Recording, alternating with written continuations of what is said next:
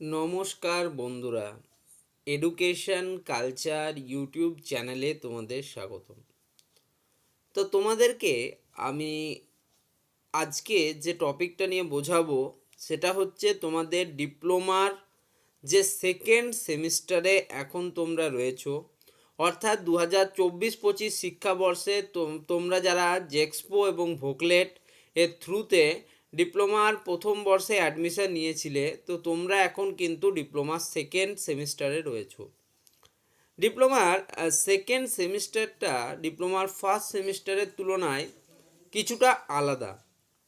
আলাদা in the sense, তোমরা ডিপ্লোমার first সেমিস্টারে যে সাবজেক্টগুলো পড়েছিলে তার মধ্যে তোমাদের ছিল mathematics 1, applied physics 1, applied chemistry, communication skills in English, এবং তার যে ল্যাবগুলো অর্থাৎ communication skills in English lab, applied physics lab, applied chemistry lab, okay, তারপর হচ্ছে ইঞ্জিনিয়ারিং গ্রাফিক্স বা ইঞ্জিনিয়ারিং ড্রয়িং, এগুলো তোমরা কিন্তু ফার্স্ট সেমিস্টারে পড়েছো।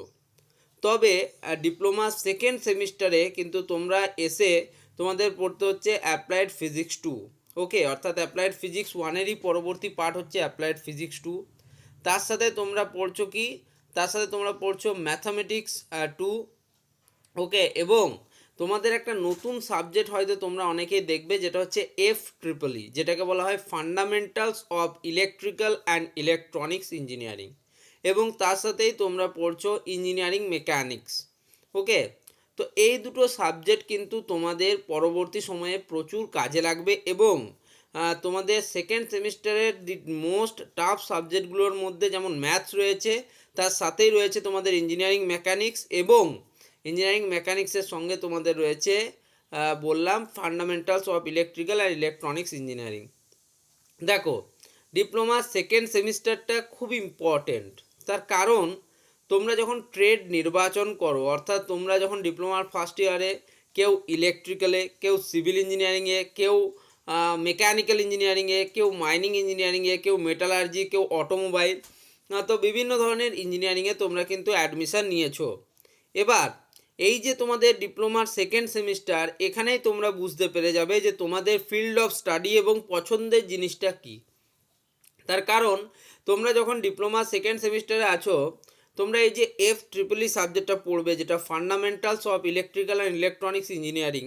যদি তোমার দেখতে চাও, তুমি দেখো যে এই সাবজেক্টটার প্রতি আমার ইচ্ছে অনেক বেশি, অর্থাৎ এই সাবজেক্টটা আমার খুব ভালো লাগছে, সেক্ষেত্রে সেই স্টুডেন্টের জন্য ইলেকট্রিক্যাল ইঞ্জিনিয়ারিং এবং ইলেকট্রনিক্স ইঞ্জিনিয়ারিংটা কিন্তু বেস্ট হবে।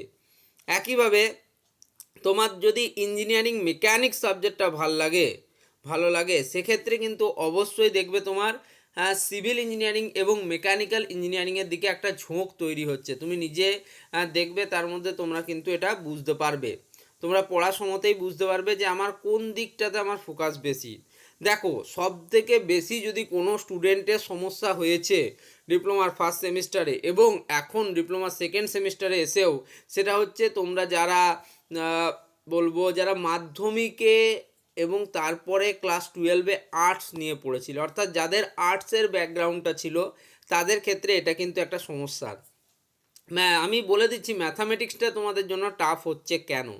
এর কারণ, তোমরা কিন্তু এতদিন ম্যাথামেটিক্সে কী কী করেছো ফার্স্ট সেমিস্টারে, তোমরা অ্যালজেব্রা করেছো, ভেক্টর অ্যালজেব্রা করেছো, এবং তার সাথে তোমরা ট্রিগোনমিতি, এগুলো কিন্তু আমরা করেছি, ঠিক আছে। সেখানে আমরা লগ পড়েছি, সেখানে কমপ্লেক্স নাম্বার পড়েছি, কোয়াড্রেটিক ইকুয়েশন পড়েছি, এরকম পড়েছি। কিন্তু এবার অর্থাৎ ডিপ্লোমা সেকেন্ড সেমিস্টারে আমরা পড়বো কি, এখানে আমাদেরকে কিন্তু ক্যালকুলাস পোর্শনটার উপর অনেক বেশি জোর দেওয়া হবে। এবং ক্যালকুলাসের মধ্যে কি কি পড়ে, ক্যালকুলাসের মধ্যে তোমার পড়ছে যেমন ধরো তোমার ডিফারেন্সিয়েশন, ইন্টিগ্রেশন, ঠিক আছে। আবার ডিফারেন্সিয়েশনের মধ্যে first order derivative, second order derivative, ঠিক আছে, লিমিট, কন্টিনিউটি, ঠিক আছে, ফাংশন, এগুলো পড়বে, ঠিক আছে। একইভাবে তোমাদের যখন তোমরা ইন্টিগ্রেশনের যদি কথা বলি, তাহলে ইন্টিগ্রেশনে তোমার ইনডেফিনাইট ইন্টিগ্রেশন এবং ডেফিনাইট ইন্টিগ্রেশন, আবার ইনডেফিনাইটের মধ্যে তোমাদের পড়তে হবে আবার পার্সিয়াল ডিফারেন্সিয়েশন, ওকে, পার্সিয়াল ইন্টিগ্রেশন, এরকম কিন্তু তোমাকে করতে হবে।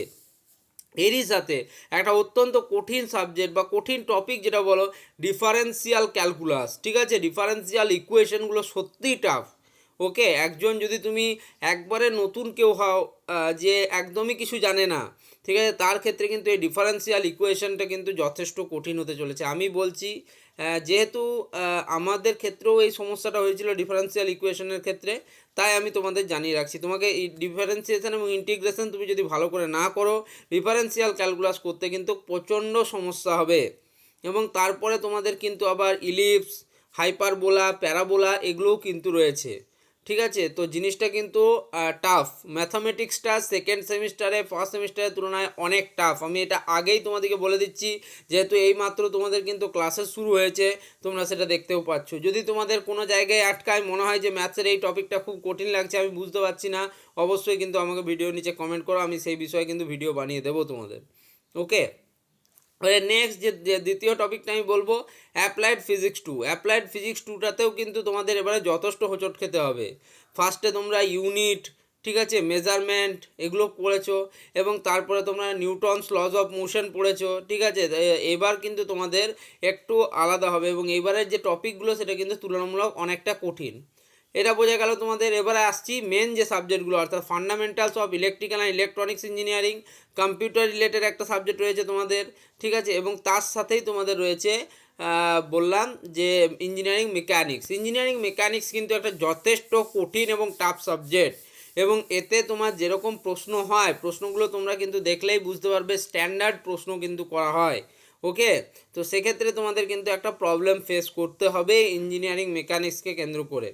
দ্বিতীয় যে টপিকটা, fundamentals of electrical and electronics engineering, দেখো যারা অলরেডি তোমরা প্রিভিয়াসলি ভালোভাবে পড়াশুনো করেছো, অর্থাৎ যা ক্লাস 10th লেভেলেও আমি তোমাদের বলছি, একদম বেসিক বলছি, ওহমস ল।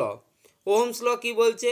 ওহমস ল বলছে, যদি একদম আমি সাধারণ বাংলায় যদি তোমাদের বলি, যে পরিবাহীর উষ্ণতা, উপাদান, চাপ এবং অন্যান্য ভৌত অবস্থা অপরিবর্তিত থাকলে পরিবাহীর মধ্যে দিয়ে প্রবাহ মাত্রা পরিবাহীর দুই প্রান্তের বিভব প্রভেদের সমানুপাতিক। ঠিক আছে, এবং এটাকে আমরা ম্যাথামেটিক্যালি এইভাবে লিখি যে V is proportional to I, বা V equals to I into R, যেখানে ভি হচ্ছে পোটেন্সিয়াল ডিফারেন্স বা বিভব প্রভেদ, আই হচ্ছে তোমার তড়িৎ প্রবাহ বা কারেন্ট। ঠিক আছে, এবং আরটাকে হচ্ছে একটা সমানুপাতিক ধ্রুবক, যেটাকে আমরা বলে থাকি রেজিস্ট্যান্স বা রোধ। ঠিক আছে, তো এরকমভাবে V equals to I into R, এটা হচ্ছে আমার ম্যাথামেটিক্যাল ফর্মুলা। একইভাবে তোমরা কিরচফস ল পড়বে, সেখানে কিরচফস কারেন্ট ল, কিরচফস ভোল্টেজ ল। ঠিক আছে, তো কিরচফসের কারেন্ট ল কী বলছে, আমি জাস্ট তোমাদের একটু বেসিকটা আমি খালি ধরিয়ে দিচ্ছি। কিরচফস কারেন্ট ল বলছে, পরিবাহীর কোনো একটি নির্দিষ্ট বিন্দুতে মিলিত তড়িৎ প্রবাহসমূহের যোগফল কিন্তু শূন্য। ঠিক আছে, অর্থাৎ যদি আমরা বলি যে একটা পরিবাহীর মধ্যে যদি ধরো তিন দিক থেকে কারেন্ট আসছে, I1, I2, I3, এবং একটা কারেন্ট যেটা বাইরে পরিবাহিত হচ্ছে বা বেরিয়ে যাচ্ছে সেটা I4 হয়, তাহলে আমরা বলতে পারি I1 plus I2 plus I3 equals to I4। ঠিক আছে, আশা করি, বা এটাকে যদি ইংরেজিতে বলি কি বলবো, the algebraic sum of currents meeting at a point or junction is called হচ্ছে তোমার the algebraic sum of all the points meeting at a point or junction is equals to 0। ঠিক আছে, তো এটা কিন্তু তোমাদের এগুলোকে তোমাদের জানতে হবে, বুঝতে হবে যে কিরচফস ল কী, এগুলো তোমাদেরকে জানতে হবে, এবং তোমাকে জানতে হবে ডায়োড কী, ট্রায়োড কী, টেট্রোড কী, পেন্টোড কী। ঠিক আছে, পিএন জাংশন ডায়োড কীভাবে তৈরি করা হয়, হোয়াট ইজ সেমিকন্ডাক্টর, সিলিকন একটা সেমিকন্ডাক্টর, তার কী বৈশিষ্ট্য রয়েছে, পি টাইপ সেমিকন্ডাক্টর কী, এন টাইপ সেমিকন্ডাক্টর কী, এরকম ডিটেলস তোমাকে ব্রিফ কিন্তু আলোচনা সেখানে তোমরা পাবে এফটিপিলিতে। ওকে, নেক্সট আমি যেটা বলছিলাম, ইঞ্জিনিয়ারিং মেকানিক্স। ইঞ্জিনিয়ারিং মেকানিক্সটাও কিন্তু একটা অত্যন্ত ভালো সাবজেক্ট, এবং সেটা যদি বুঝে পড়ো ঠিক আছে, না বুঝে পড়লে কিন্তু পরীক্ষায় ব্যাক পাওয়া একবারে নিশ্চিত।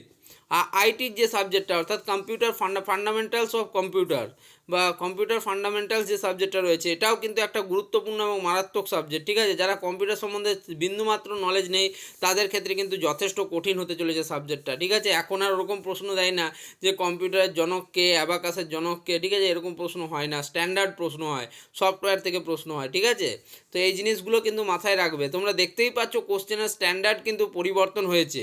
ওকে, তো সেক্ষেত্রে আমি খালি তোমাদের জানিয়ে দিলাম যে সেকেন্ড সেমিস্টারটা এতটা ইম্পর্ট্যান্ট কেন। এই সেমিস্টার থেকেই তোমার কিন্তু অ্যাজ এ তোমার একটা ট্রেড হিসেবে পড়াশোনার কিন্তু একটা শুরু হয়ে যাবে। ওকে, এরপরে তো তোমরা electrical, mechanical, civil, mining, metallurgy, mine survey, automobile engineering, electronics and telecommunication, computer science and technology, যে যেদিকে কিন্তু ছড়িয়ে যাবে। কিন্তু তোমাদের এই সেকেন্ড সেমিস্টারটা, ফার্স্ট এবং সেকেন্ড সেমিস্টারটা প্রত্যেকের ক্ষেত্রে এক। এবং এই সেকেন্ড সেমিস্টারে আমি চাই প্রত্যেকটা স্টুডেন্ট যেন ভালোভাবে তাদের এই পথ চলাটা ঠিকভাবে শুরু করতে পারে। যেখানে সমস্যা হচ্ছে সেই জায়গাটা আমাকে বলো, আমি তাই সেখানে কিন্তু চেষ্টা করব তোমাদের সাহায্য করার। তো এই ভিডিওটা তাহলে এখানেই শেষ করছি বন্ধুরা, ধন্যবাদ।